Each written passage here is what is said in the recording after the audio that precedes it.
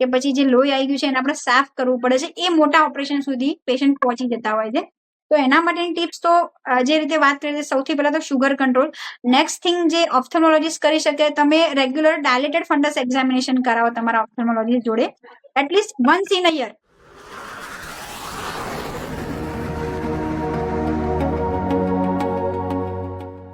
નમસ્કાર મિત્રો, આજના જ્ઞાનસભર એપિસોડમાં આપ સર્વનું હાર્દિક સ્વાગત છે. આપ જોઈ રહ્યા છો Gujarat podcast the guiding voice, નવી દિશા નવો રસ્તો.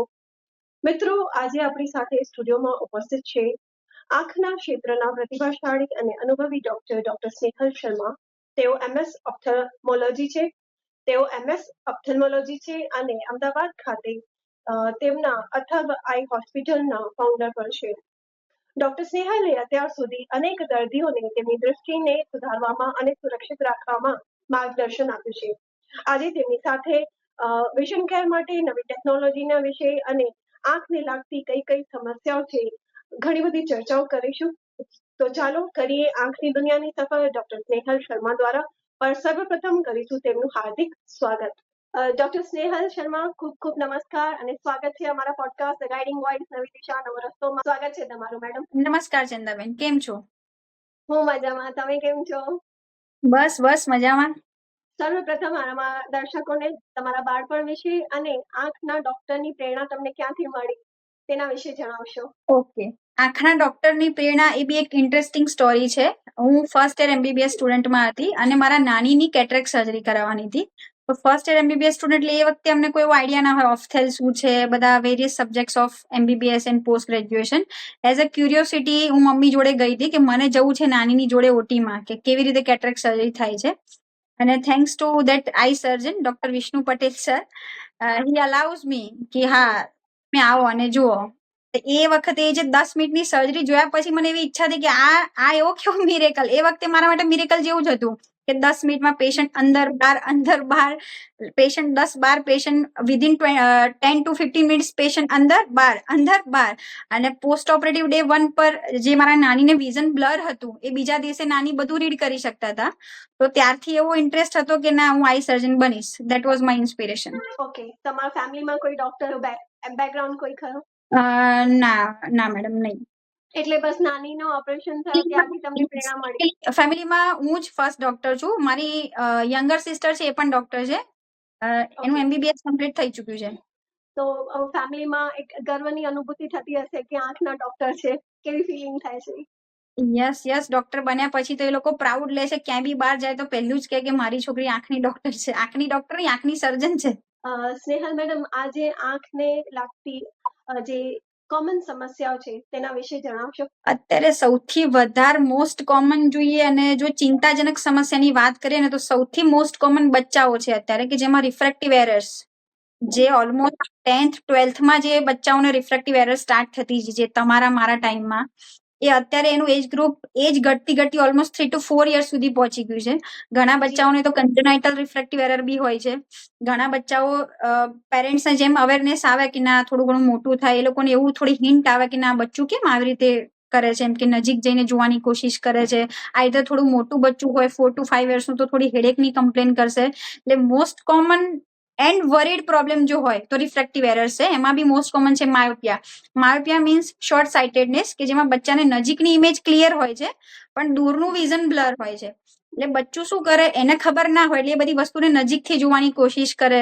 આઈધર આમ આઈ સ્ક્વીઝ કરીને જોવાની કોશિશ કરશે, આઈધર થોડું સ્ક્વિન્ટિંગ થી ટ્રાય કરશે. એ સમહાઉ એ પોતાનું વિઝન ક્લિયર કરવાની કોશિશ કરશે. એટલે આ એક મોસ્ટ કોમન પ્રોબ્લેમ છે. બીજી વસ્તુ જે છે એલર્જીસ છે. બચ્ચાઓમાં એલર્જીસ જે સિઝનલ એલર્જીસ છે, જેને અમારી મેડિકલ લેંગ્વેજમાં કહીએ છીએ વર્નલ કેરાટોકન્જક્ટિવાઇટિસ, જે મોસ્ટ કોમન અર્લી વિન્ટર સિઝનમાં જોવા મળતી હોય છે.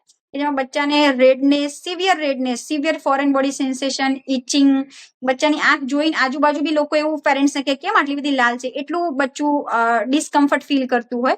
અને એ એલર્જીસનું કેવું છે કે તમે એ સિઝન આવે ત્યારે બચ્ચાને થાય જ, એમાં તમારે આઈ ડ્રોપ્સ ઇન્સ્ટિલ કરવાનું શરૂ કરવું જ પડે according to your doctors advice. એમાં બી ઘણા પેરેન્ટ્સ એવું ઇગ્નોર કરે કે ચલો ભાઈ થોડી 2-3 દિવસ લાલ થઈ છે તો ચલો મટી જશે, પણ એવું નથી. એ એલર્જીસ બી બહુ કોમન છે.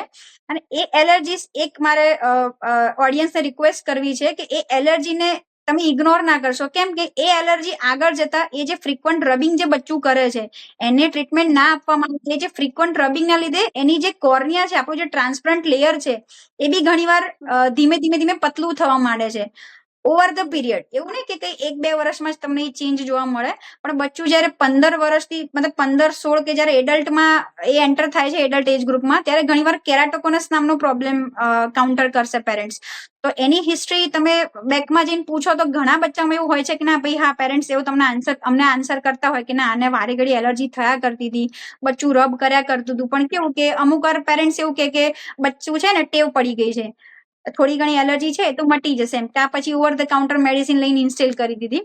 એટલે આ બધા પ્રોબ્લેમ્સ છે. બાકી તો પછી રૂટીન ઇન્ફેક્શન્સ છે, વાયરલ બેક્ટેરિયલ એલર્જીક કન્જક્ટિવાઇટિસ, બીજા ઘણા બધા કોમન પ્રોબ્લેમ છે. બીજો મોસ્ટ કોમન છે અત્યારે ડિજિટલ આઈ સ્ટ્રેન, કે જે ડિજિટલ ડિવાઇસીસના વધતા જતા ઉપયોગના લીધે બચ્ચાથી માંડીને એડલ્ટ એજેડ બધા જ એમાં આવી ગયા કે ડિજિટલ આઈ સ્ટ્રેનનો સામનો કરી રહ્યા છે. જેમ તમે ડિજિટલની વાત કરી, અત્યારે સ્ક્રીન ટાઈમ બધાનો વધી ગયો છે, ભલે કમ્પ્યુટર હોય, લેપટોપ હોય, ટીવી હોય, તો એની જે અસર હોય છે આંખ ઉપર કેવી રીતે પડતી હોય છે?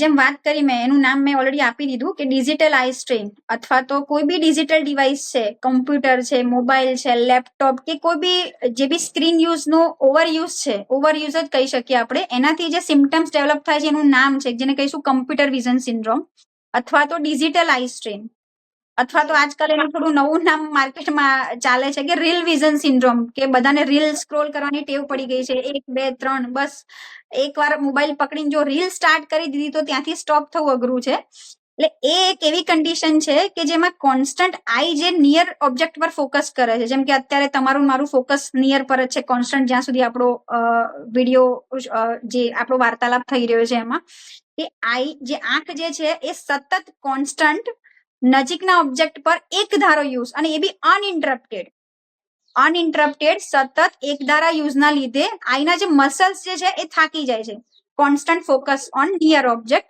અને એ પછી સ્લોલી રિકવર થાય છે, જલ્દી રિકવર નથી કરી શકતા, અને એ મસલ્સ ફટીગ અનુભવે છે. એ આ જે કન્ડિશનના લીધે જે સિમ્ટમ્સ ડેવલપ થાય છે એનું જ નામ છે કમ્પ્યુટર વિઝન સિન્ડ્રોમ, કે જેની અંદર આપણે કહી શકીએ કે frequent dry sensation, foreign body sensation, severe etching છે, ઘણીવાર એવું થાય કે કોન્સ્ટન્ટ યુઝના લીધે ઓલમોસ્ટ 1-2 કલાક પછી તમને હેડેક ફીલ થાય, રેડનેસ ઘણીવાર થાય, આઈ ઓલમોસ્ટ નિયર ઓબ્જેક્ટમાંથી તમે ફાર ઓબ્જેક્ટ પર જોવાની કોશિશ કરો તો તમને બ્લરિંગ ઓફ વિઝન બી અનુભવ થાય. તમે જેમ નાના બાળકોની વાત કરી, બચ્ચાઓની વાત કરી, કે આજકાલ એ લોકોમાં પણ આંખના અનેક સમસ્યાઓ આપણે જોવા મળે છે. હું પણ જોયું છે કે નાના બાળકોને જે કહેવાય ને જાડા કાચના ગ્લાસ કે ચશ્મા પહેરતા હોય છે. નાના છોકરાઓને 4 વર્ષનો હોય કે 5 વર્ષનો હોય પણ એને -5 હોય, -6 હોય, તો આવા બધા કેસમાં પેરેન્ટ્સનો શું રોલ હોય છે? એ લોકોને શું ધ્યાનમાં રાખે? અને ઘણી વખત એવું પણ મેડમ જોવા મળ્યું છે કે પેરેન્ટ્સને કદાચ ઓબ્ઝર્વેશનમાં પણ નથી આવડતું, સ્કૂલની ટીચર કે ટ્યુશન વાળા ટીચર હોય ને એમનું જ ખાસ ધ્યાન જાય છે કે બાળકોના વિઝનમાં ક્યાંક પ્રોબ્લેમ આવે છે. Yes, you are absolutely right Chanda madam.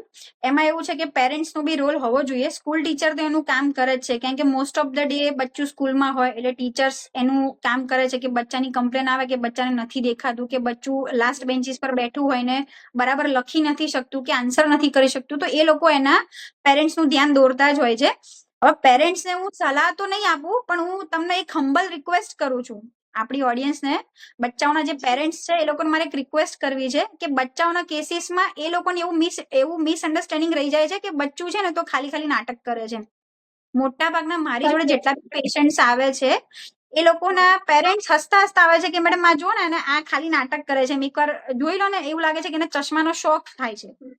એવું નથી, બચ્ચું જે છે એને એવી ખ્યાલ નથી કે એ જે જોવે છે ક્લિયર જોવે છે કે બ્લર જોવે છે. બચ્ચું જ્યારથી નાનપણથી મોટું થાય છે તો એને એવી ખબર જ નથી ને કે એનું વિઝન કયું ક્લિયર કહેવાય, એ જે જોઈ રહ્યું છે ઇમેજ ક્લિયર છે, બ્લર છે, એને એવું ખ્યાલ નથી. એને જે બી દેખાય છે એ સમહાઉ એને કદાચ બ્લરિંગ બી હોય તો શું કરશે, એની આંખ સ્ક્વીઝ કરશે, લાઈક આ રીતે સ્ક્વીઝ કરીને જોવાનું ટ્રાય કરશે, કે એનું હેડ ટિલ્ટ કરવાનું ટ્રાય કરશે, કે ઘણીવાર એક આંખ બંધ કરીને જોવાનું ટ્રાય કરશે. અને સૌથી મોસ્ટ કોમન જે પેરેન્ટ્સ હવે નોટિસ કરવા માંડ્યા છે કે બચ્ચું મોબાઈલ કે જે ટીવી જે છે એની નજીક એકદમ જતું રહેશે અને નજીક જઈને જોશે, તો એવામાં એવું લાગે ફેમિલી સૌથી પહેલા અઠવાડિયું 10 દિવસ લોકોને એવું જ લાગે કે આ ખાલી રમત કરે છે. પણ પ્લીઝ એ વસ્તુને ઇગ્નોર ના કરશો. તો મોસ્ટ કોમન વસ્તુ આ જ છે કે બચ્ચાને જયારે નથી દૂરથી દેખાતું ત્યારે નજીક જાય છે સ્ક્રીનની. કોઈ બી સ્ક્રીન છે, મોબાઈલ છે, ટીવી છે, એકદમ ઇવન એ લખતું બી હશે, વાંચતું બી હશે, જે સ્કૂલ ગોઈંગ ચિલ્ડ્રન છે એ લોકો કોન્સ્ટન્ટ એકદમ નજીક જઈને ટ્રાય કરશે, આંખ સ્ક્વીઝ કરશે. બીજી ફિઝિકલ સાયન્સ જો જોવા જઈએ તો એ લોકો ફ્રીક્વન્ટ આઈ રબ કરશે. તમને એવું લાગે કે જાણે એની આંખમાં કંઈક કચરું જતું રહ્યું છે, ફ્રીક્વન્ટ આઈ રબિંગ કરશે, ફ્રીક્વન્ટ બ્લિંકિંગ કરશે. તો એમાં બી એવું લાગે કે આ ખાલી એવું કરે છે, મને ટેવ પડી ગઈ છે, પણ એવું નથી. Please be alert. અને એવું કોઈ બી તમે લક્ષણ જુઓ છો તમારા બચ્ચાઓમાં તો એકવાર કન્સલ્ટ કરો. એકવાર ઓપિનિયન લેવામાં શું વાંધો છે? એકવાર consult your I doctor please. આંખ એ આપણા જીવનનો અમૂલ્ય ખજાનો છે. શરીરમાં એક કઈશ તો ઇમ્પોર્ટન્ટ અવયવ છે. ઘણીવાર એવી માન્યતા હોય છે મેડમ કે આપણા પરિવારમાં કોઈકને ચશ્મા હોય કે હેરિડિટી હોય તો બાળકને આવે, પણ ઘણા કેસીસમાં એવું પણ જોવા મળે છે કે મા બાપને ચશ્મા ના આવે તે બાળકને ડાયરેક્ટ કન્સલ્ટ કરીએ એટલે -5 આવી જતા હોય, -7 સુધી મેં જોયા છે નાના બચ્ચાઓને. તો આના પાછળ શું કારણ હોય? એમાં એવું છે કે બે રીઝન છે. બચ્ચાના જેમ અમુક કેવું કે અમુક ડિઝીઝ કન્જેનાઇટલ બી હોય, બધા બોડીમાં દરેક પાર્ટ્સમાં એક એવું હોય કે જે બાય બર્થ હોય, એક એવું હોય કે પાછળથી ડેવલપ થતું હોય ટાઈપ ઓફ, મતલબ એક કન્જેનાઇટલ છે, એક ડેવલપમેન્ટલ છે. તો નંબરમાં બી માયોપેમાં બી એવું હોય છે કે ભલે મોટા ભાગનું એવું માન્યતા છે કે મમ્મી પપ્પાને હોય તો બચ્ચામાં આવે, એ તો છે જ. ઘણા મા બાપને માઇનસ નંબર વધારે હોય છે તો બચ્ચામાં આવવાના ચાન્સીસ હોય છે ને, એ હોય છે. જેમ મોસ્ટલી જેટલા પેશન્ટ અમે લોકો જોઈએ છે, પણ ઘણીવાર મમ્મી પપ્પાને નથી હોતા તો બી એ લોકોનો, તમારી વાત સાચી છે કે ક્વેશ્ચન છે કે ના મારા બચ્ચાને કેમ. પણ હવે એનું કન્જેનાઇટલ છે કે કન્જેનાઇટલ જ એનું આઈનું ડેવલપમેન્ટ એવું છે કે એની આઈ લેન્થ, જ્યારે આઈબોલની લેન્થ વધારે હોય તો એ શોર્ટ સાઇટેડનેસમાં ડેવલપ થશે કે એને માઇનસ નંબર આવશે. બચ્ચાની આઈબોલની લેન્થ જો શોર્ટ હશે તો એને હાઇપરમેટ્રોપિયા યાની કે પ્લસ નંબર આવશે. એટલે એ કન્જેનાઇટલ છે, એમાં પછી કશું ના થાય. મતલબ એમાં પછી correct refractive error, we can provide glasses, contact lens and etc. અને ચશ્મા વધારે સેફ છે કે કોન્ટેક્ટ લેન્સ? કારણ કે અમુકને ચશ્મા પહેરવાનું ગમતું હોય. હવે ચશ્મા સેફ કે કોન્ટેક્ટ લેન્સ સેફ એવો તો આન્સર નહીં આવે, પણ દરેકનું ઇન્ડિવિડ્યુઅલ છે કે જેમ કે ગ્લાસીસના બી પ્રોઝ એન્ડ કોન્સ છે, કોન્ટેક્ટ લેન્સના બી પ્રોઝ એન્ડ કોન્સ છે. એ કેવું છે કે એ લાઈફસ્ટાઈલ પ્રમાણે સુટેબલ કયું છે એ આપણે આન્સર કરી શકીએ. જેમ કે ગ્લાસીસની વાત કરીએ તો ગ્લાસીસમાં એવું છે કે easy to use, ready to use, cheaper than contact lenses. Long term પર જોવા જઈએ તો કોન્ટેક્ટ લેન્સમાં કેવું કે તમારે ફ્રીક્વન્ટ ચેન્જ કરવા પડે, હાઇજીન મેન્ટેન રાખવું પડે, જ્યારે ગ્લાસીસમાં લોંગ ટર્મ ડ્યુરેશનમાં થોડા ચીપર છે. બીજી વસ્તુ કે ગ્લાસીસના લીધે એક પ્રોટેક્ટિવ બેરિયર આપણી આંખની સામે, કે ડસ્ટ છે, વિન્ડ છે, એન્વાયરમેન્ટલ ઇરિટન્ટ ફેક્ટર છે, એ બધાથી પ્રોટેક્ટ કરશે. પણ ગ્લાસીસનો ડિસએડવાન્ટેજ એ છે કે આપણું પેરિફેરલ વિઝન ઓબ્સ્ટ્રક્ટ કરે છે ફ્રેમના લીધે. જ્યારે કોન્ટેક્ટ લેન્સમાં કેવું છે કે એ આપણા આઈબોલ પર ફિક્સ થાય છે, આપણે સીધું પોઝિશન આઈબોલની ઉપર કરીએ છીએ કોન્ટેક્ટ લેન્સ જ્યારે પહેરીએ ત્યારે, તો એ કેવું આપણી આઈ જોડે જ મૂવ થયા કરશે. તો એ આખું ફિલ્ડ ઓફ વિઝન ઇન્ક્રીઝ કરશે કમ્પેર્ડ ટુ ગ્લાસીસ. મતલબ આપણું જે પેરિફેરલ ફિલ્ડ છે એ ગ્લાસીસની કમ્પેરિઝનમાં વધારે આવશે કોન્ટેક્ટ લેન્સમાં, કેમ કે એ આપણી આઈ જોડે જ મૂવ થશે. બીજી વસ્તુ કે કોસ્મેટિકલી અત્યારે કોન્ટેક્ટ લેન્સ બેટર છે, જેને ગ્લાસીસ નથી જ ગમતા, કોસ્મેટિકલી પોતાના ફેસ પર સુટેબલ નથી લાગતા એ.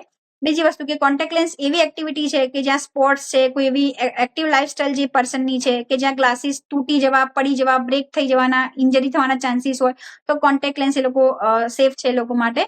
બીજી વસ્તુ કે જેના નંબર વધારે છે, જેમ કે -5, 6 થી ઉપર જે છે, યાની કે હાઈ પ્રિસ્ક્રિપ્શન છે, એ લોકો માટે કોન્ટેક્ટ લેન્સ સેફ છે કે એ લોકોને થિક ગ્લાસીસ ના પહેરવા પડે, એ લોકો માટે સુટેબલ છે. બંને પોતપોતાની જગ્યાએ સેફ છે. બંને યસ. કોન્ટેક્ટ લેન્સમાં એક મેઇન વસ્તુ છે કે તમારે પ્રોપર ક્લિનિંગ ને હાઇજીન મેન્ટેન કરવું જરૂરી છે. એમાં તમે મતલબ ચશ્માની જેમ પેલું રફ યુઝ ના કરી શકો. મેડમ, કેટરેક્ટ વિશે તમે થોડું બતાવશો ઓડિયન્સને? અને આજકાલ કેટરેક્ટને લઈને પણ એક મોટી ગેરસમજ પણ જોવા મળે છે લોકોની અંદર, તેના વિશે થોડું જણાવશો? Yes, sure. કેટરેક્ટ એટલે એવી કન્ડિશન કે જેમાં આપણો નેચરલ લેન્સ જે ક્લિયર હોય એ ક્લાઉડી બની જાય, ક્લાઉડી ઓર ઓપેક બની જાય છે. કેમ? તો નેચરલી કુદરતી આપણો લેન્સ એવી રીતે બનાવે છે કે એમાં વોટર, એના કમ્પોનન્ટમાં વોટર છે અને લેન્સ પ્રોટીન્સ છે. હવે પ્રોટીન્સ જે છે સ્પેસિફિક અરેન્જમેન્ટમાં હોય, નેચરલ એની એનાટોમીમાં જેમ જેમ એજ થતી જાય છે એમ એ પ્રોટીન્સ બ્રોકન ડાઉન થતા જાય. બ્રોકન ડાઉન થવાના લીધે પછી ટુગેધર ક્લમ્પ અપિયરન્સમાં ડેવલપ થાય, ક્લમ્પ થઈ જાય છે, ભેગા થઈ જાય છે સાદી ભાષામાં, અને એના લીધે લેન્સ એની ટ્રાન્સપરન્સી ગુમાવે છે અને ઓપેક બની જાય છે, જેને આપણે કહીશું કેટરેક અથવા આપણી સાદી ભાષામાં મોતિયાબિંદુ. એટલે જે ટ્રાન્સપરન્સી લોસ થવાના લીધે આપણું વિઝન બ્લર થઈ જાય છે. જેમ કે લાઈક આપણે જોતા હોય કે પેલું ડર્ટી અથવા તો ફ્રોસ્ટેડ વિન્ડોમાંથી જોઈએ તો કેવું અપિયરન્સ આવે, એકદમ બ્લર. એ વસ્તુને કહીશું કેટરેક. કેટરેક વિશે 100% હજુ બી આપણા ઇન્ડિયામાં એટલી બધી ગેરસમજ છે કે એવું લાગે કે હજુ આપણે પેલી પાછળની 19મી સદીમાં જ જીવતા હોઈએ એવું લાગે. કે કેટરેકનો સૌથી પહેલો સવાલ પેશન્ટ એવું જ કરે છે કે મેડમ ટીપા આપી દો, ટીપાથી તો જતો જ રહેશે એમ. તો પ્લીઝ કેટરેક એ એજ રિલેટેડ ચેન્જીસ છે. મને આવશે, તમને આવશે, મારી એજ થશે તો મારે બી સર્જરી કરાવવાની છે. એવું નથી કે હું જ ખાલી તમારી સર્જરી કરવાની છું. એ એજ રિલેટેડ ચેન્જીસ છે. કેટરેક ડેવલપ થવાનો છે અને એ એવો કોઈ ડિઝીઝ નથી આઈનો. આપણી અવેરનેસ ખાલી કેટરેક માટે જ છે આઈ પ્રોબ્લેમમાં. બીજા ઘણા બધા ડિઝીઝ છે જે ખરેખર અવેરનેસની જરૂર છે. અત્યારે ખાલી કેટરેક પર ફોકસ કરીશું તો એ કેટરેક રિમૂવ થઈ જશે સર્જરી પછી, તમને દેખાવાનું જ છે. એ કોઈ એવો મોટો ગંભીર બીમારી નથી. બીજી વસ્તુ કે કેટરેકની સર્જરી પેઇનફુલ હોય છે. પ્લીઝ બીવાની જરૂર નથી. કેટરેક સર્જરી અત્યારે મોડર્ન એડવાન્સ ટેકનિકના લીધે બિલકુલ પેનલેસ છે. 5 to 10 મિનિટ્સની સર્જરી છે. બિલકુલ પેઇનફુલ સર્જરી નથી. થર્ડ વસ્તુ કે કેટરેક સર્જરી એકવાર લેન્સ મુકાયા પછી પેશન્ટ એવું પૂછે કે મેડમ લેન્સ ચેન્જ થાય, બીજી વાર મુકાવવો પડે? ના, એવું નથી હોતું. સર્જરી વખતે આપણે એક જ વાર ઇન્ટ્રાઓક્યુલર આર્ટિફિશિયલ લેન્સ ઇમ્પ્લાન્ટ કરતા હોઈએ છીએ, જે લાઈફ ટાઈમ આપણી પાસે જ રહેવાનો છે. એની કોઈ એક્સપાયરી ડેટ નથી હોતી. એમાં વધારે શું થઈ શકે કે આપણે જે સાદી ભાષામાં લોકો બોલે છે છારી આવી શકે, જે 2 મિનિટનું કામ છે. લેઝરથી છારી કપાઈ જાય જ્યારે બી આવે ત્યારે, 3, 4, 5 વર્ષ આફ્ટર સર્જરી.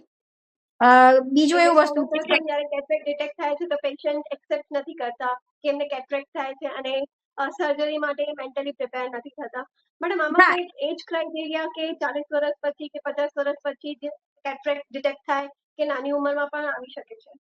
કેટરેકમાં બી એવું છે કે મોસ્ટ કોમન જે કેટરેક છે એજ રિલેટેડ છે. જે મેં વાત કરી કે મને તમને બધાને જ આવવાનો છે. પછી કેટરેક ખાલી એજ રિલેટેડ જે એવું નથી, એ સેનાઇલ કેટરેક કહીશું, જે એજ રિલેટેડ ચેન્જીસ છે. એના સિવાય એવું છે કે ઘણા બચ્ચા બી કેટરેક સાથે જન્મ લેતા હોય છે, જેને કન્જેનાઇટલ કેટરેક કહીશું. મેં વાત કરી કે કન્જેનાઇટલ બીમારી બી હોય, ડેવલપમેન્ટલ બીમારી બી હોય. બીજો જે છે ટ્રોમેટિક કેટરેક, કે બચ્ચાને કોઈ વાર આઈમાં ઇન્જરી થતી હોય તો એ ટાઈમ પર ડેવલપ ના થાય, પણ after few years 1 to 2 years traumatic cataract develop થવાનો જ છે અને સર્જરી તમારે કરાવવી જ પડે. બીજી વસ્તુ છે કે long term use of corticosteroid, steroidal drugs છે, એ તમે સિસ્ટેમિકલી લીધી હોય કે આઈ ડ્રોપ્સ ઇન્સ્ટીલ કર્યા હોય ટોપિકલ સ્ટીરોઇડ, તો એનાથી કેટરેક ગ્લોકોમા થઈ શકતું હોય છે. યંગ એજમાં બી આવતું હોય. કેમ તો ઘણા હવે ડાયાબિટીસ મેલાઇટિસમાં બી કેવું કે એવું નથી કે એજેડ લોકોને જ થવાનો છે. શુગરની બીમારી કોઈ બી એજમાં થઈ શકે છે. તો diabetes mellitus itself risk factor for posterior subcapsular cataract. તો નાની એજમાં 30 to 40, 50 સુધીમાં બી કેટરેક જોવા મળતો હોય છે. એટલે નાની ઉંમર મોટી ઉંમરમાં ગમે ત્યારે આ ડિટેક્ટ થઈ શકે છે. બીજી એક વસ્તુ કે હજુ લોકો એવું માને છે કે કેટરેક મતલબ મોતિયો એકવાર પાકી જાય તો જ સર્જરી કરાવીએ. કાચો મોતિયો ઓપરેશન કરાવવાથી મારી આંખ જતી રહી, એવું નથી હોતું. પ્લીઝ તમે વસ્તુને સમજો કે કોઈ બી વસ્તુ જેટલું તમે લેટ કરો એટલું ડેમેજ થતું જાય. કોઈ બી ડિઝીઝ હોય, XYZ બોડીના કોઈ બી ડિઝીઝની તમે એક્ઝામ્પલ લઈ લો, તો કેટરેકમાં બી એના સ્ટેજીસ હોય છે. અર્લી સ્ટેજીસમાં તમે ચશ્માથી ચલાવી શકો. જો તમારું વિઝન ચશ્માથી ઇમ્પ્રુવ થઈ રહ્યું છે તો યુ કેન વેટ. પણ જ્યારે ચશ્માથી બી તમારું વિઝન ઇમ્પ્રુવ નથી થઈ રહ્યું, જ્યારે તમારી ડેલી રૂટીન એક્ટિવિટી હેમ્પર થઈ રહી છે, તમને નાઇટ ડ્રાઇવિંગમાં તકલીફ પડી રહી છે, તો you should go for surgery. Cataract સર્જરીમાં મોતિયો પાક્યા પછી સર્જરી કરાવવાથી, જ્યારે જેને મેચ્યોર કેટરેક કહીએ અમારી ભાષામાં, તો એ surgery itself challenging plus with complication વાળી થઈ જતી હોય છે. માનો કે બંને આંખમાં આપણે મોતિયા આવ્યા હોય તો કઈ રીતે સર્જરી થાય? 1 by 1 થાય? હા, 1 by 1. 1 by 1 by 1 and with gap of at least 1 week. વાત કરીએ આપણે ગ્લુકોમાની, તો ગ્લુકોમાને લઈને પણ કઈ રીતે એને આપણે ટાઈમલી ડિટેક્ટ? સૌથી પહેલા તો મેં આગળના ક્વેશ્ચનમાં એક કવર કરી એક વાત કે આ બધી હું સલાહ નથી, પણ હું લોકોને રિક્વેસ્ટ કરી રહી છું. ફરીથી એક વસ્તુ રિપીટ કરું છું કે આ મારી રિક્વેસ્ટ છે, સલાહ ના સમજતા. કે ગ્લુકોમામાં પણ એવું જ છે કે મેં કીધું ને કે આપણે હજુ લોકોમાં એટલી જ અવેરનેસ છે કે બસ મોતિયો છે, સર્જરી થઈ ગઈ, વાત પતી ગઈ, વિઝન પાછું આવી ગયું. હવે ગ્લોકોમા, જેને સાદી ભાષામાં ગુજરાતીમાં આપણે ઝામર કહીએ છીએ, ઝામર ઘણા લોકોને ખબર હોય છે કે જે લોકોએ, જેના મમ્મી પપ્પા કે બા દાદાએ કોઈએ આંખ ગુમાવી દીધી હોય ઝામરમાં, તો એ ફેમિલીમાં અવેરનેસ હોય છે કે ના, એ લોકોને એવું આપણે ઝામર શબ્દ બોલીએ તો એ લોકો હા મેડમ કે મારા બાની આંખ એમાં જતી રહી છે કે દાદાની આંખ જતી રહી છે.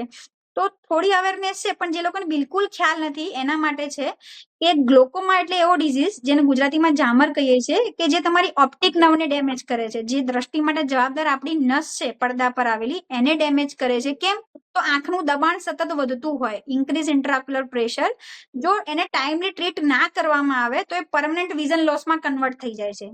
આપણે બ્લાઇન્ડ બી થઈ શકીએ, મતલબ આંધળા થવાનું મોસ્ટ કોમન રીઝન બી અત્યારે ગ્લોકોમા કહી શકાય, આફ્ટર રિફ્રેક્ટિવ એરર, કેટરેક્ટ અને ગ્લોકોમા. તો ગ્લોકોમા એક એવી વસ્તુ છે કે જેનું કોઈ ક્યોર નથી. ફરીથી રિપીટ કરું છું, એનું કોઈ ક્યોર નથી. એનું ટાઈમલી ડિટેક્શન કરવાથી આપણે એને પ્રિવેન્ટ કરી શકીએ છીએ. વિઝન લોસ થતું પ્રિવેન્ટ કરી શકીએ છીએ. એનો કોઈ ક્યોર નથી. કોઈ એવું પૂછે, ઘણીવાર પૂછતા હોય કે ડ્રોપ્સ આપો તો મેડમ મટી જશે ને? જેમ કે કેટરેક્ટ સર્જરી થઈ ગઈ તો મટી ગયું. ગ્લોકોમાની મેડમ ડ્રોપ્સ નથી નાખવા, તમે સર્જરી જ કરી નાખો પછી તો જતો જ રહેશે ને? ના, નહીં જાય. ગ્લોકોમા એકવાર ડેવલપ થાય છે અને એને સાયલેન્ટ થીપ ઓફ સાઇટ બી કહે છે કે દ્રષ્ટિનો છુપો ચોર, જેના કોઈ મોટા ભાગના કેસીસમાં કોઈ લક્ષણો નથી હોતા. અને દર્દીને છેલ્લા સ્ટેજમાં ખબર પડે છે કે જ્યારે વિઝન ઓલમોસ્ટ ટનલ વિઝનમાં જતું રહ્યું હોય, આજુબાજુનું પેરિફેરલ વિઝન આપણું સાવ જતું રહ્યું હોય, જ્યારે તમે એક ટનલમાંથી કે પેલું કેવું પાઇપમાંથી જોતા હોય એવું વિઝન બચે, એ ત્યારે પેશન્ટને અહેસાસ થાય કે મને બસ આટલું સીધું જ દેખાય છે, મેડમ આજુબાજુનું કશું જ દેખાતું નથી. તો એ લેટ સ્ટેજીસમાં ખબર પડતી હોય છે, ત્યારે આપણી જોડે ટીમ નથી હોતો. એટલે આના ટાઈમલી ડિટેક્શન અથવા તો અર્લી ડિટેક્શન થી એને પ્રિવેન્ટ કરી શકીએ છીએ. આપણે આપણું અમૂલ્ય વિઝન સેવ કરી શકીએ છીએ. બાકી આની કોઈ પરમનન્ટ ક્યોર નથી. જે બી છે, ડ્રોપ્સ છે, લેઝર છે, સર્જરી છે, એ બધું જ શેના માટે છે? એનું રૂટ કોઝ છે ઇન્ક્રીઝ ઇન્ટ્રાક્યુલર પ્રેશર, એને કંટ્રોલ કરવા માટે છે. એ ડ્રોપ્સ છે, લેઝર છે, સર્જરી છે, એ આપણા ઇન્ટ્રાક્યુલર પ્રેશરને કંટ્રોલ કરશે, જેનાથી ફર્ધર ડેમેજ થતું અટકશે.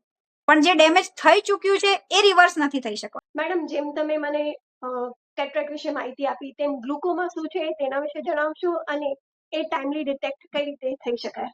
Yes please. ગ્લોકોમા એક એવી કન્ડિશન છે કે જે આપણી ઓપ્ટિક નર્વને ડેમેજ કરે છે બીકોઝ ઓફ ઇન્ક્રીઝ ઇન્ટ્રાક્યુલર પ્રેશર, અને એ જો ટાઈમલી ટ્રીટ કરવામાં ના આવે તો એ પરમનન્ટ વિઝન લોસ તરફ દોરી જાય છે આપણને. કેટરેક્ટ વિશેની અવેરનેસ તો આપણને બધાને છે કે મોતિયાબીન, પણ ગ્લોકોમા, કે જેને સાદી ભાષામાં આપણે ઝામર કહીએ છીએ, ઝામર વિશેની અવેરનેસ હજુ મને એવું લાગે કે ઓછી છે આપણા લોકોમાં. તો ઝામર મેં કીધું એમ કે આપણી ઓપ્ટિક નર્વને ડેમેજ કરે છે. જો એને ટાઈમલી ડિટેક્ટ ના કરીએ તો એ બ્લાઇન્ડનેસ તરફ દોરી જાય છે. એને ટાઈમલી ડિટેક્ટ કરવા માટે શું કરી શકાય? તો એના માટે રેગ્યુલર આઈ ચેકઅપમાં તમારે રહેવું જરૂરી છે આફ્ટર એજ ઓફ 40 years. જેમ રૂટીન આપણે કેવું બ્લડ પ્રેશર માટે જઈએ છીએ ચેક કરાવવા કે બ્લડ પ્રેશર છે કે નહીં after 40s, sugar level check કરાવીએ છીએ, પણ આઈ રિલેટેડ હજુ આપણે એટલા અવેર નથી. તો ઝામર માટે એવું છે કે એને રેગ્યુલર ચેકઅપથી જ તમે ડિટેક્ટ કરી શકો છો. કે રેગ્યુલર ફંડસ એક્ઝામિનેશન છે, તમે તમારી આંખનું પ્રેશર, જે ઇન્ટ્રાક્યુલર પ્રેશર મતલબ આપણી આંખનું એક પ્રેશર લેવલ હોય છે નોર્મલ, એ ચેક કરાવવું જરૂરી છે. તમારી ફેમિલી હિસ્ટ્રીમાં કોઈને ગ્લોકોમા હોય, મતલબ કોઈ બા દાદા કે મમ્મી પપ્પાને ઝામર હોય તો આ ફેમિલીમાં બી રન કરે છે આ ડિઝીઝ, તો તમારે રૂટીન સ્ક્રીનિંગમાં રહેવું જરૂરી છે. એના માટેના રિપોર્ટ્સ અમુક હોય છે. જ્યારે તમે ડોક્ટર જોડે જાઓ ત્યારે તમને એક્સપ્લેન કરે છે કે એપ્લિનેશન ટોનોમેટ્રી છે, ગોનિયોસ્કોપી છે, પેરીમેટ્રી છે, અને ઓસીટી મતલબ ઓપ્ટિકલ કોહેરન્સ ટોમોગ્રાફી, જેને સાદી ભાષામાં આપણે પડદાનો સીટી સ્કેન કહેતા હોઈએ છીએ. બીજું એક એવું મારે કહેવું છે, રિક્વેસ્ટ છે ઓડિયન્સને, કે ઝામર એ દ્રષ્ટિનો છુપો ચોર છે, જેને અમે સાયલેન્ટ થીપ ઓફ સાઇટ કહીએ છીએ. એને જો ટાઈમલી ડિટેક્ટ કરવામાં નહીં આવે તો એ તમને બ્લાઇન્ડનેસ તરફ દોરી જાય છે. ગ્લોકોમાની કોઈ ક્યોર નથી. આઈ રિપીટ, ગ્લોકોમાનું કોઈ ક્યોર નથી.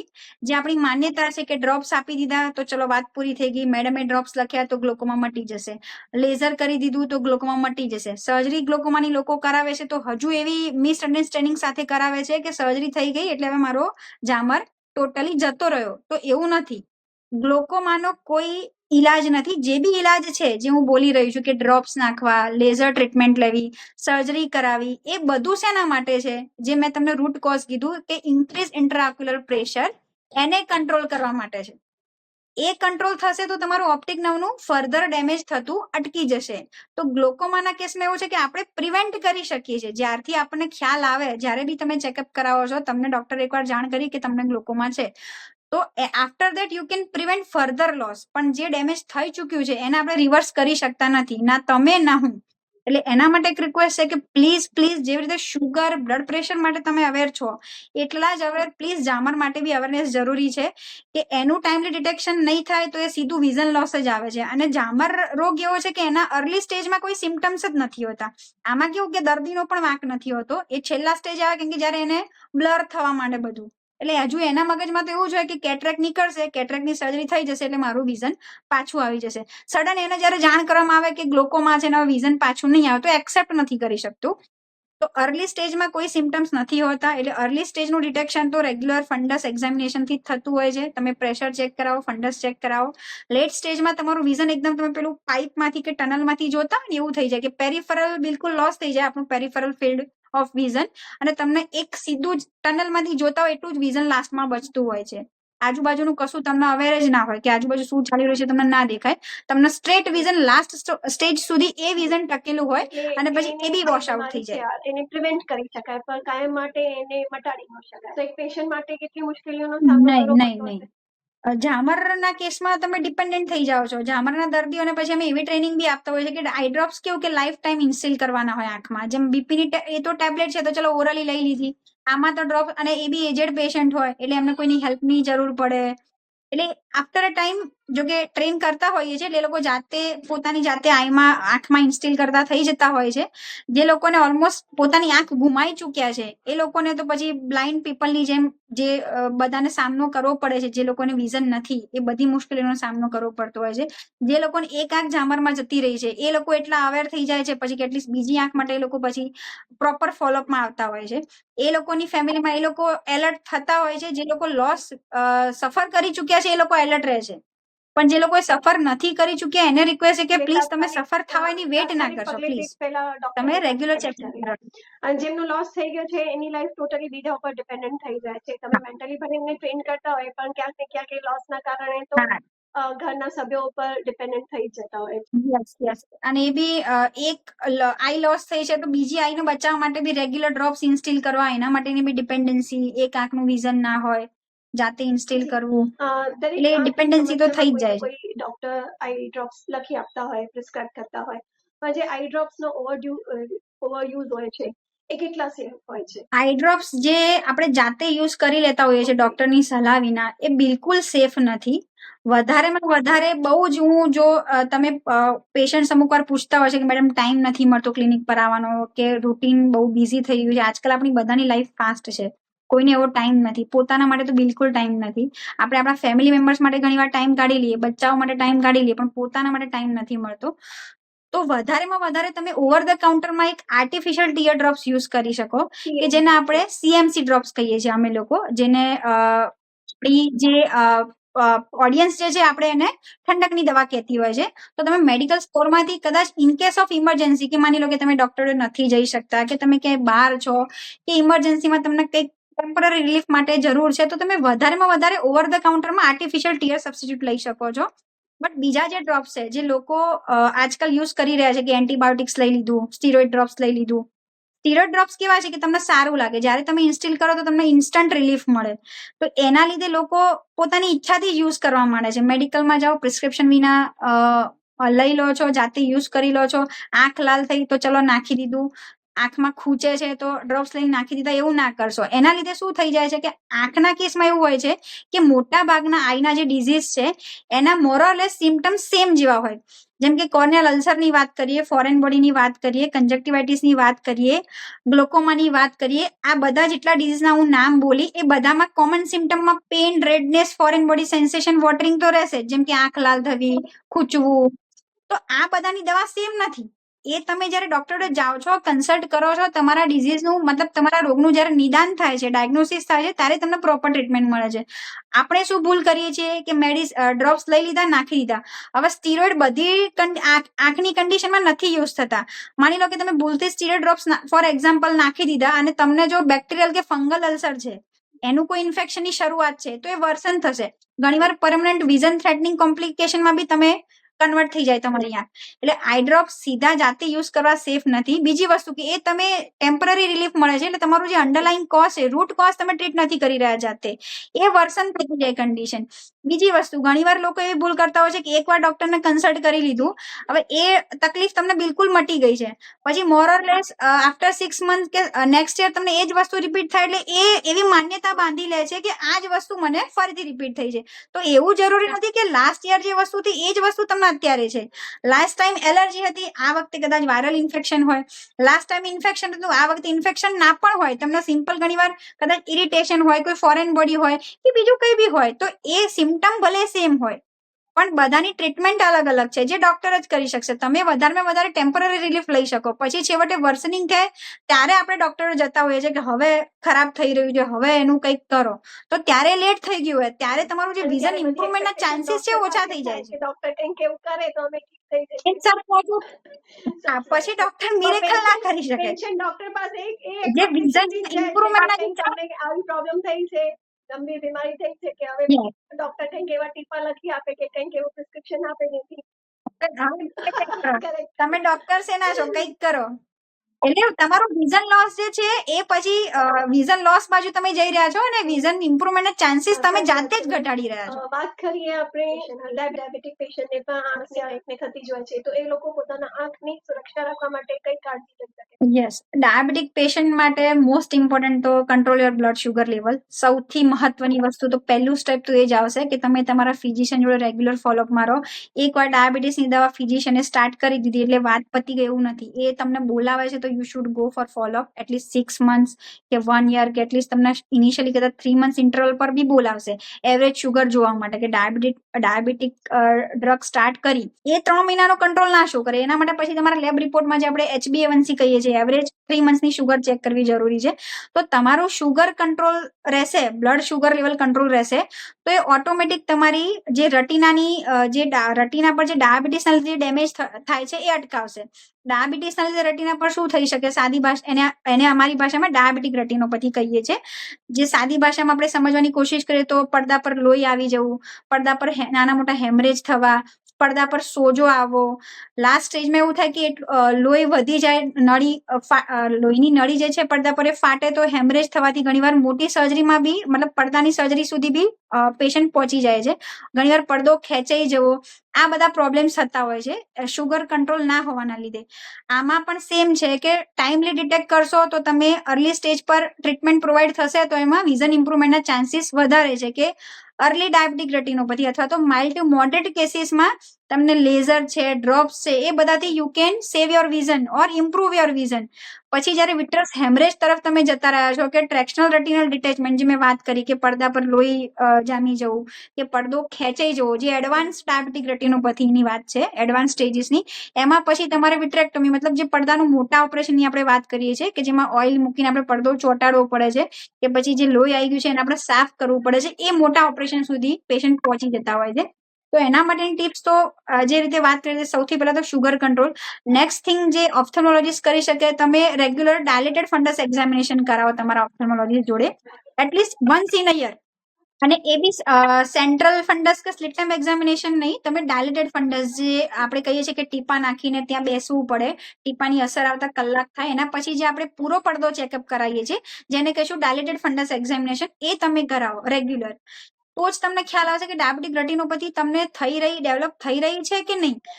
અથવા તમે નથી જતા તો એટલીસ્ટ હું તમને વોર્નિંગ સાઇન્સ જણાવવા માંગીશ કે માની લો કે તમને ફ્લોટર્સ આવે છે. ફ્લોટર્સ મીન્સ કે પેશન્ટ એવું લાગે કે જાણે કે મચ્છર ઉડી રહ્યા છે કે કંઈક નાનકડું જીવજંતુ તરી રહ્યા છે, એને ફ્લોટર્સ કહીશું. એવું કંઈ દેખાય છે, આઈધર ફ્લેશીસ ઓફ લાઇટ છે કે જેમ કે વીજળીના ચમકારા જેવું લાગે, લાઇટના ચમકારા જેવું લાગે, તમને દેખાવામાં ડબલ દેખાય છે, કા વિઝન ડિસ્ટોર્ટ થઈ રહ્યું છે કે ઘણીવાર સીધી લાઈન જોતા હોય તો ત્રાંસી દેખાય, તો આ બધા પડદાના ડિઝીઝના લક્ષણો છે, વોર્નિંગ સાઇન્સ છે. તમારા જર્નીની અત્યાર સુધી તમે અનેક પેશન્ટને માર્ગદર્શન ટ્રીટ પણ કર્યા છે અને માર્ગદર્શન પણ આપ્યું છે. કોઈ એવો ક્રિટિકલ કેસ પણ આવ્યો હોય તમે એમને? ક્રિટિકલ કેસમાં તો મોસ્ટ કોમન તો બચ્ચાઓમાં નહીં પણ એડલ્ટમાં કોર્નિયલ ઇન્ફેક્શન જે છે એ ટ્રીટ કરવા મને બહુ ગમે કે કોર્નિયલ ઇન્ફેક્શન્સમાં પેશન્ટને વિઝન લોસ વધારે હોય, severe pain, photophobia, patient light સામે જોવામાં બી તકલીફ અનુભવે. કોર્નિયલ અલ્સરમાં એવું થતું હોય વાયરલમાં મોટા ભાગે કે પેશન્ટ એવું જ લાગે કે ઇનિશિયલી કે જાણે કંઈક કચરું પડી ગયું હોય ફોરેન બોડીથી, પણ જ્યારે પ્રેઝન્ટ થાય ત્યારે પેશન્ટને શો બી કરતા હોઈએ અમે લોકો. ફ્લોરેસેન્ટ સ્ટેઇન ટેકનિક હોય છે કે જેમાં એક ફ્લોરેસેન્ટ સ્ટ્રીપ હોય, જે પેશન્ટની આઈમાં આપણે ટચ કરીએ તો જે અલ્સરનો પોર્શન છે એ તમને ગ્રીનિશ શો થાય. તો almost half of 50% corneal damage હતું. રિસેન્ટલી દિવાળી પર જ એક પેશન્ટ ટ્રીટ કર્યું છે. તો હર્પિસ ઇન્ફેક્શન, હર્પિસ સિમ્પ્લેક્સ લોકોને વધારે ખ્યાલ છે, હર્પિસ સિમ્પ્લેક્સ છે, હર્પિસ જોસ્ટર છે. તો પેશન્ટને હર્પિસ ઇન્ફેક્શન હતું, પણ એને સ્કિન લીઝન અપિયર નહોતા થયા, અને પેશન્ટ એવી જ હિસ્ટ્રી હતી કે મને ફોરેન બોડી છે, મને કંઈક કચરું પડ્યું ને એના પછી આ થયું. પેશન્ટ કન્વિન્સ નહોતું થઈ રહ્યું, ત્યારે પછી એના રિલેટિવને શો કર્યું કે આ જેટલો બી ગ્રીન પોર્શન દેખાય છે એ કોર્નિયલ અલ્સર છે. ઓલમોસ્ટ 50% ઓફ ધ કોર્નિયા, આપણી આઈબોલનો જે સર્કલ છે એનો અડધો ભાગ ડેમેજ, મતલબ કે આપણી સ્કિન પર કેવો ઉજળો થાય એવી રીતે કોર્નિયા પર બી જ્યારે મતલબ અલ્સર થાય ત્યારે કોર્નિયાની નાજુક ચામડી છોલાઈ જાય, જેને કહીએ અલ્સર, ચાંદુ.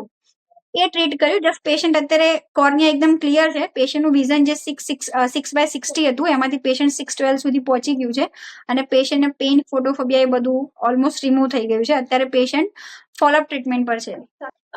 તમે પણ તમારા જર્નીમાં ઘણું બધું શીખવા મળતું હશે ને, લોકોના આટલા ક્રિટિકલ કેસને તમે સોલ્વ કરો છો. લોકો એક પ્રકારની યસ, લોકો પણ ઘણું શીખવાડી છે. જે બચ્ચાઓની તમે વાત કરો છો, જેને તમે ટ્રીટ કર્યા, ઠીક કર્યા, નિદાન કર્યા, એ પેરેન્ટ્સની જે અલગ પ્રકારનો માર્કેટિંગ હોય છે, એક આદર ભાવ હોય છે.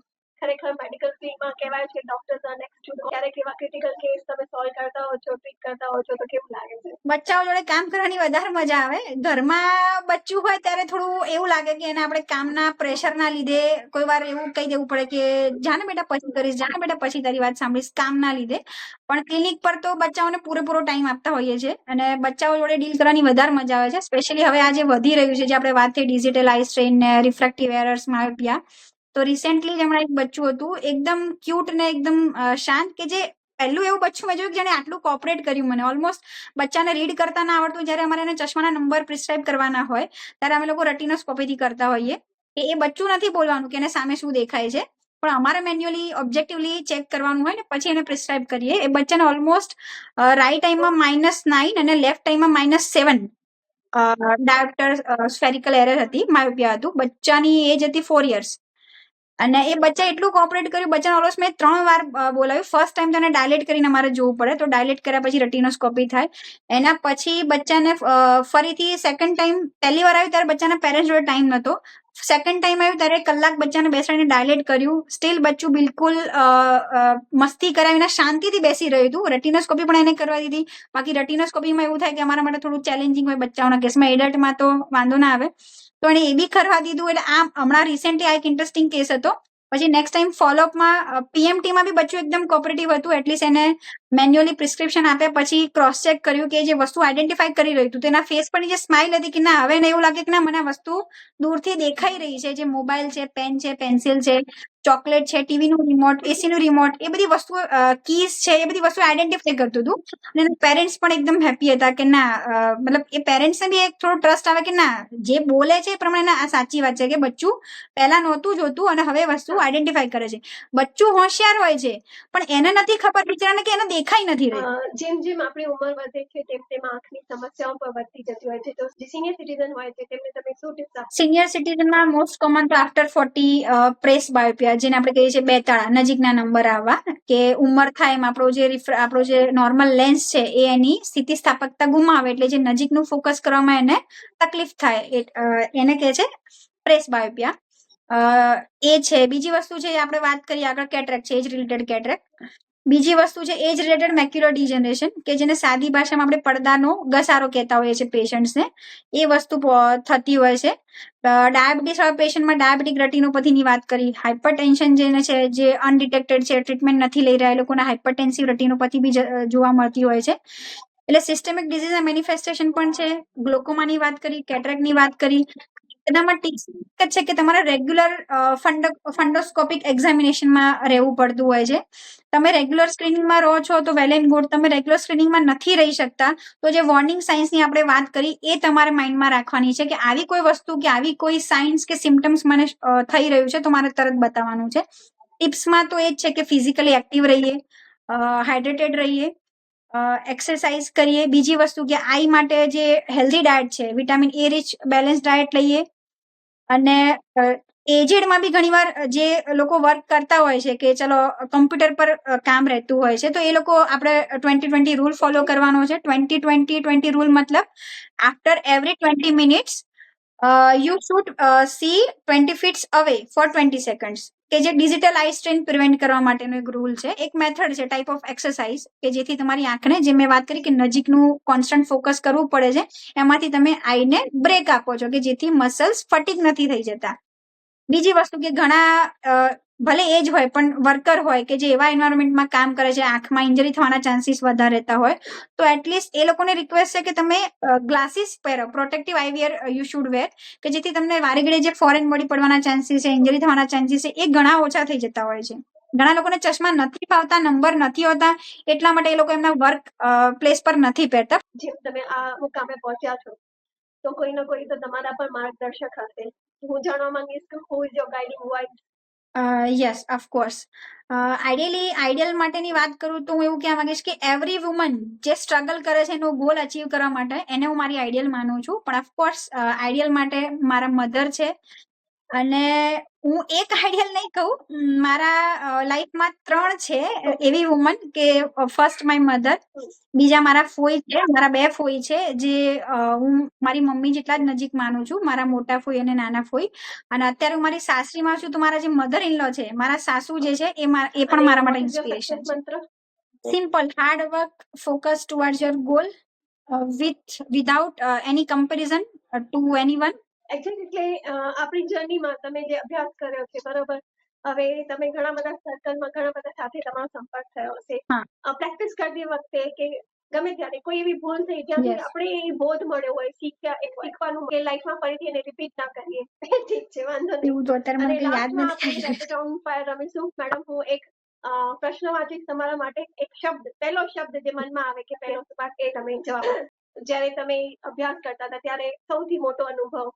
ફર્સ્ટ મારો ઇન્સિડન્સ હતો કે જ્યારે હું રસ્તો જ ભૂલી ગઈ હતી. First day of college, civil BJMC medical કોલેજના 6 ગેટ છે. ફર્સ્ટ ડે હતો, જ્યારે ઇન્ટ્રોડક્શન હતું એ દિવસે જ હું એકલી નીકળી પડી હતી મમ્મી પપ્પાની એમના કહેવા છતાં કે અમે લોકો જોડે આવીશું, પણ મારે એવું હતું કે ના એના માટે તારે લીવ મૂકવાની જરૂર નથી, હું એટલું તો મેનેજ કરી જ લઈશ. અને પહેલો ગેટ આવતા પહેલા જ હું ઓટોમાંથી ઉતરી ગઈ કે કોલેજ આવી ગઈ એમ. અને પછી જે હું ચાલતા પૂછતા કોલેજ સુધી પહોંચી ગઈ. ફર્સ્ટ ડે દિવસનો સૌથી સારો પળ? કોન્વોકેશન. અને જે પેશન્ટ આવે છે એમાં સૌથી એનોઇંગ પેશન્ટની હેબિટ કઈ હોય છે? જે તમને એનોય હેબિટ, એ લોકોની કઈ એવી ટેવ હોય જો આપણને એઝ અ ડોક્ટર તમને એનોય કરે? એ જ વસ્તુ કે એ લોકો ટ્રસ્ટ નથી કરતા ડોક્ટરને, બિલકુલ. મતલબ એ ટ્રસ્ટ ઇશ્યુ અત્યારે વધી રહ્યા છે કે એ લોકો રિપીટ ક્વેશ્ચન એવી રીતે પૂછે કે એ શો થાય. તમે ડોક્ટર ના હોત તો કયા પ્રોફેશન? ટીચર ડોક્ટર પણ રેડી કરે છે, તૈયાર કરે છે, એન્જિનિયર પણ બનાવે છે, એક લોયર પણ બનાવે છે. એક ટીચરની અંદર એટલી આવડત હોય છે. મારા મધર ઇન લો અને મારા મેં જે વાત કરી ફોઈ એ ત્રણેય ટીચર છે. એટલે હું જયારે નાની હતી ત્યારે એકચ્યુઅલી મારી ફર્સ્ટ ઇન્સ્પિરેશન ટીચર હતી, પણ એના પછી હું ડોક્ટર બની, જે મેં આપણે સ્ટોરી વાત કરી એ રીતે. બાકી જો હું ડોક્ટર ના બની શકી હોત તો હું 100% ટીચર જ હોત. ટીચર માટે તો કહેવાય છે કે પ્રણય ઓર નિર્માણ ઉસકી ગોદ મેં પલતે હૈ. તો teacher absolutely, teacher can make, જે રીતે આપે વાત કરી 100% teacher can make doctor, engineer, everyone. કહેવાય ને એક સારા નાગરિકને તૈયાર કરવામાં મદદરૂપ થાય. અને છેલ્લો પ્રશ્ન, એક એવી આઈ કેર ટિપ જે every person should follow, at least reduce the screen time first. વારે ઘડીએ હું આ જ વસ્તુ પર ફોકસ કરું છું, પણ એ જ વસ્તુ અત્યારે વધી રહી છે બચ્ચાથી મળીને એવરી એજ ગ્રુપમાં. So reduce the screen time and take healthy diet rich in vitamin A. જે આજકાલ ફાસ્ટ ફૂડ વધી રહ્યા છે એના લીધે બી તકલીફ થઈ રહી છે. આ 2 વસ્તુ સૌથી વધારે ઇશ્યુ મને લાગી રહ્યા છે કે એટલીસ્ટ સ્ક્રીન ટાઈમ અને healthy diet. That is also important. Sleep, at least we should take proper 6 to 7 hours of sleep per day. જે નથી પોસિબલ થઈ રહી, પણ એટલીસ્ટ વી શુડ ટ્રાય કે એ, અને માની લો કે ઉજાગરો કે એવું કશું બી થઈ રહ્યું છે અને ડ્રાયનેસના ઇસ્યુ છે કે તમારો સ્ક્રીન ટાઈમ વધારે છે કે તમે નથી કશું ફોલો કરી શકતા, very much doctor Snehal Sharma આજે અમારા સ્ટુડિયો પર ઉપસ્થિત રહેવા માટે, અને જે જાણકારી તમે અમારા ઓડિયન્સ સાથે શેર કરી, આજે ખૂબ અમૂલ્ય માર્ગદર્શન આપ્યું, તે બદલ આપનો દિલથી આભાર. તો મિત્રો, આજના જ્ઞાન સભા એપિસોડમાં ડોક્ટર સ્નેહલ શર્માએ આપણને આંખની કાળજી લેવાથી નવી ટેકનોલોજી વિશે ઘણી બધી બાબતો વિશે માર્ગદર્શન આપ્યું. દ્રષ્ટિ એ આપણો અમૂલ્ય ખજાનો છે અને તેની કાળજી રાખવી એ આપણી પ્રથમ જવાબદારી છે. તો મિત્રો, આ એપિસોડ ગમ્યો હોય તો તમે તમારા ફ્રેન્ડ સાથે, રિલેટિવ સાથે, કલીગ સાથે લાઈક કરો, શેર કરો અને સબસ્ક્રાઇબ કરો. ફરી મળીશું એક નવા એપિસોડમાં એક નવી પ્રેરણા સાથે. ત્યાર સુધી ધ્યાન રાખજો અને સમાજ માટે કંઈક નવું કરો.